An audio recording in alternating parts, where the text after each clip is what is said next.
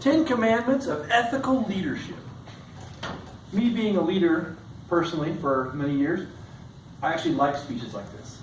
They encourage people to step up into leadership roles and not be a manager. One of the things you ask, difference between a manager and a leader. One of the big ones is, a manager, people do what they have to do because they're told to do. A leader does things that people want to follow. They set an example, they gain trust. That's very important. In some jobs, like a factory or a teacher, they take on more of a managerial role because they need people to do what they tell them, right? They don't necessarily want kids to follow them and do things, right? It's a little bit different. And I think there's a place for both. I like this speech. I thought it was very thought-provoking. It's one of your better ones that I think a lot of us could relate to because we're all in jobs and we all want to do better. I rated your value at a 5. This is a scale of 1 to 5, being very high because I thought it was very interesting and a meaningful speech. Preparation, I rated you a little bit lower, and I'm going to come back to that one. Okay? Preparation. Because we both know you didn't work on this for weeks, you scrambled, you got some papers. Okay?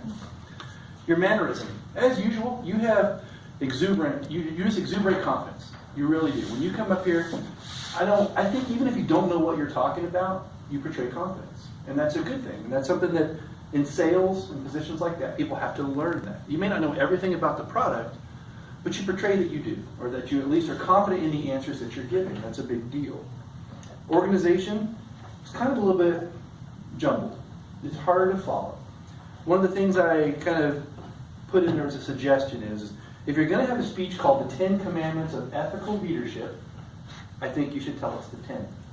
Even if you read them up front, because right now if I asked anybody what were the 10 commandments that he listed, nobody has them. Probably 3 of them. Probably 3. 3 of the list. And even if you just read them to us, think of it as getting our attention, getting us interested, right? Maybe we'll read more about them, or maybe you give us a handout that has the 10 and the source where you got it. Some of the handouts you gave us didn't necessarily apply to what we were reading. You know, one of them was Welcome to Toastmaster, where leaders are made. Well, we know that. That's not really helping anything. It's not hurting, but it didn't. I was looking for something maybe that related to ethical leadership, like the title said, right? What are things to be an ethical leader? Your opening was strong. You came out, you got our attention, right? Everybody was listening. I looked around, everybody was listening. You have a tendency to do that, though. I like that. Your vocal variety. You are a master of vocal variety. You bring it up and you bring it down, right? That's something that you like to do. I think sometimes you even do it, doesn't even make any sense, but you enjoy doing it. I think it's like me clearing my throat. Right? You're like, oh, and you bring it back down. And I'm okay with that. I think you know how to do that one. Your language. You are very careful with your words. You never talk above people. I've got a friend that does that a lot. He uses words that are at a college level that don't always make sense to us.